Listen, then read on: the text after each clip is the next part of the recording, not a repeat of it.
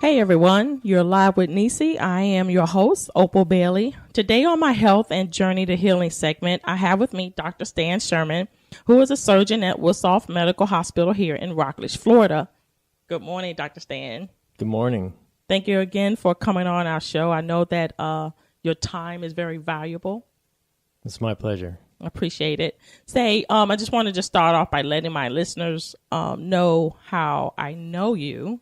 And I met you through your wife and Miss Curl, and I met her by her sharing some medical advice with me because she's a doctor as well. When it came to my daughter being in, having a chronic illness and everything, and I needed some assistance and some help in finding out where to go and what to do. And Dr. Curl guided us in the right direction, and therefore, I met her, I met you, and we're here today. So I just want to start off by asking you, what motivated you to become a surgeon? That's actually a kind of a long, involved story. Okay. I was not one of those people who always, quote unquote, wanted to be a doctor. I actually studied biomedical engineering when I was in college and was somewhat interested in the medical field, but had not really decided that I was going to be a doctor until after I got finished with that. And then Carol actually went to medical school before I did, and I was helping her with her studies and found that it was really very interesting to me, and my interest grew. And then I had an opportunity to go to medical school at the Oklahoma State University. And I felt like that was the way God was leading us. And so I went and talked to them and was accepted within a month, which is pretty unusual. Usually people plan that kind of, a long time in advance, and there's a long interview process. But God sort of just put all that in place for us. And so that's how I started my medical training. I was always interested in surgery, but at the time when I graduated medical school, we were just starting our young family. We had young children, and I didn't see how I could do a surgery residency and still do all the things that I needed to do. Carol was in residency at that time also. So at that time I actually did a family practice residency, and then I taught at the university for several years. And then as the kids began to get older, I began thinking about surgery again, and I went and talked to one of my friends that was the director of the surgery residency there, and just said, do you think it's be too late for someone like me to go back and do surgery? And really, I hadn't even anticipated what the process would be at that point. But basically, at the time when I went and talked to him, he said, well, I'm going to find out in a couple weeks whether I have a position available for next year. Do you want that position if I have it? And I had already, going back a little bit when I was beginning to think about surgery again, at first I thought it was kind of a ridiculous idea, but it just was one of those sort of pestering ideas that wouldn't go away. Mm-hmm. And so, and one day I remember I was praying about that, and I sort of made a deal with God, which that's always a dangerous thing to do. But I was just praying that day, and I was like, Lord, this surgery thing is, I just can't uproot my family and go move somewhere and go through this whole process of, starting over again as a surgery resident. So if that's really something that you have for me to do, then you'll need to just work it out where I can just stay right here and do it and not have to, make all these other things happen. So basically when he said, if I have this position right here, starting in a few months, do you want it? I had already kind of told the Lord that I would. So I said, well, yes. And so that's how I started my surgical training.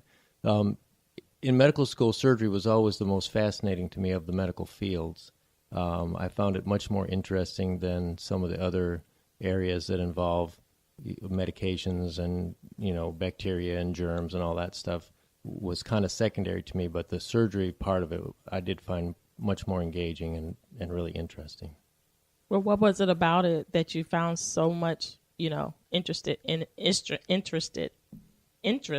it other than the rest of them? Was it because what?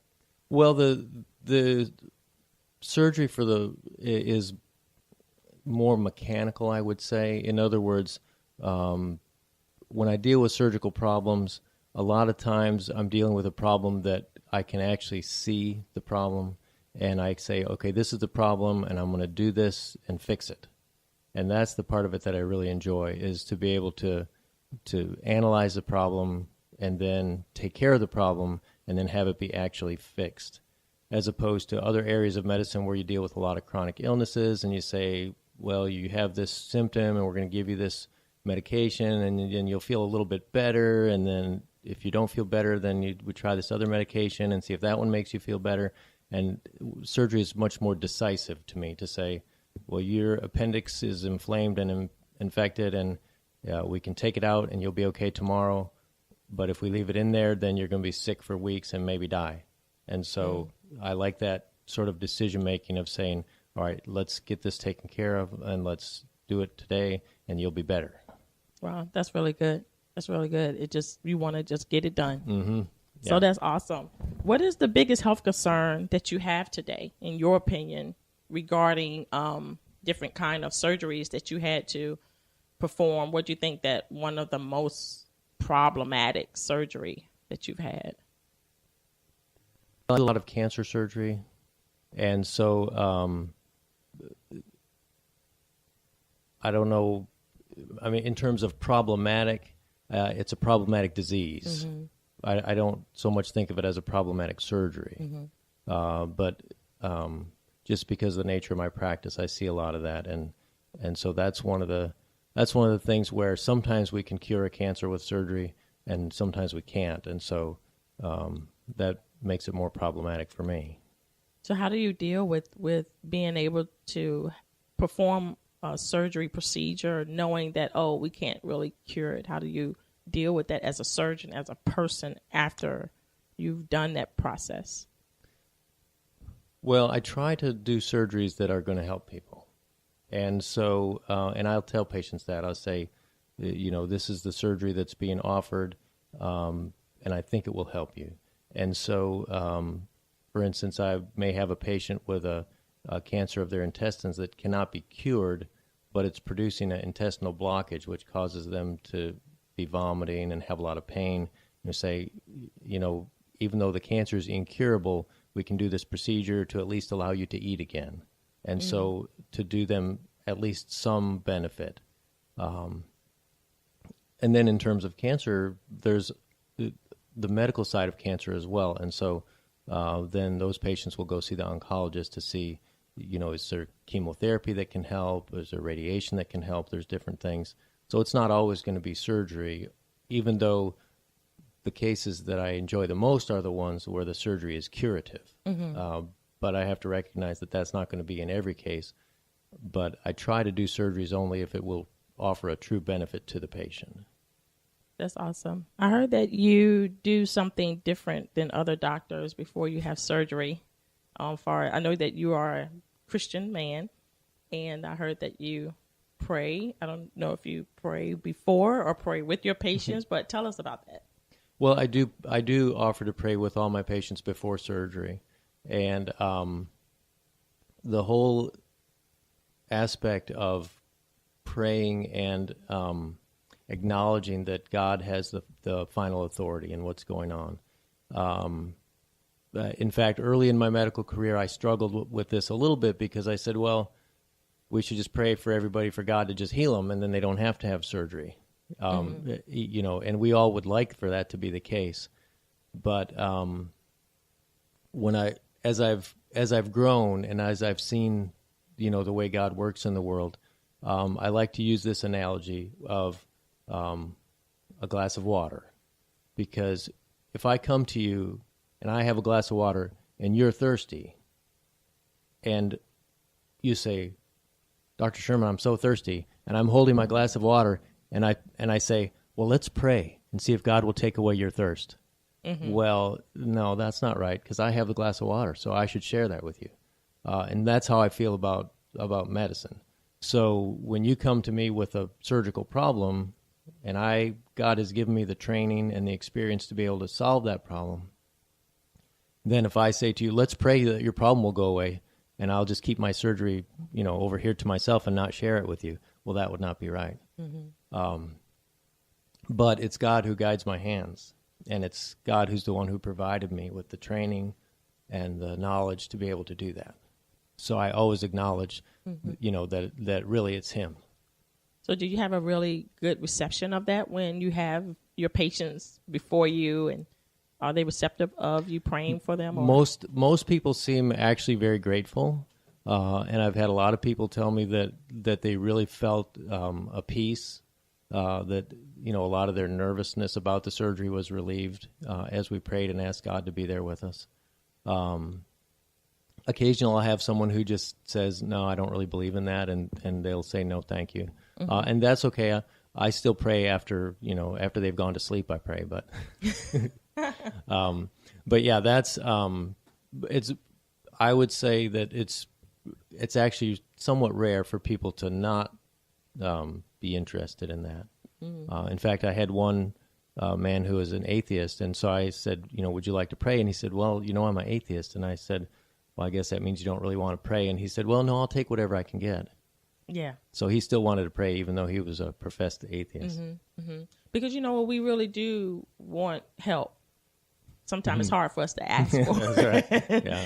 But we really do want help. And you just reminded me of the importance of being at ease in surgery, because I had surgery years ago, and I was so nervous and so anxious, in the process, because I didn't really know what you knew what the surgery was for, but you didn't kind of know how to handle it. I know you know what I mean and stuff like that, but it's good to know that you're addressing not only their physical, but also their spiritual as well.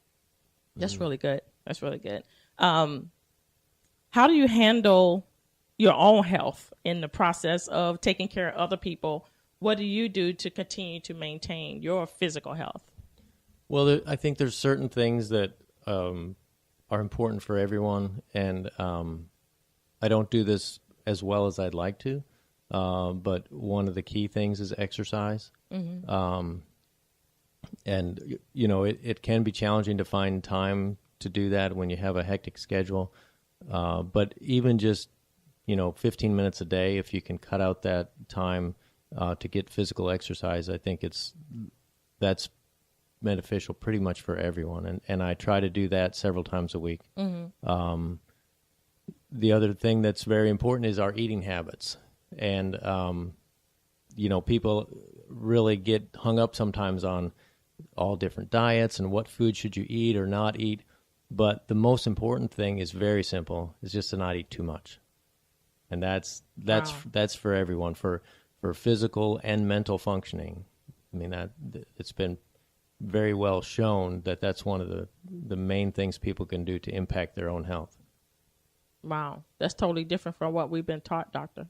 We've been taught, take this diet, get this, eat this, stop drinking this, mm-hmm. And doing this, and to just hear you break it down, just simple, don't overeat. Eat in portions and eat smart and exercise. That's really good. Thank you. That's pretty cool. So your hours, the hours of surgery, is it based on your scheduling of surgery, or are you on call constantly, or do you have? Well, different practices will have that set up in different ways. In my practice, we have several physicians, and we take turns being on call. And so there's not any one person has to be on call all the time. And that's even individualized somewhat within the practice, because if I say, I have this person I'm worried about,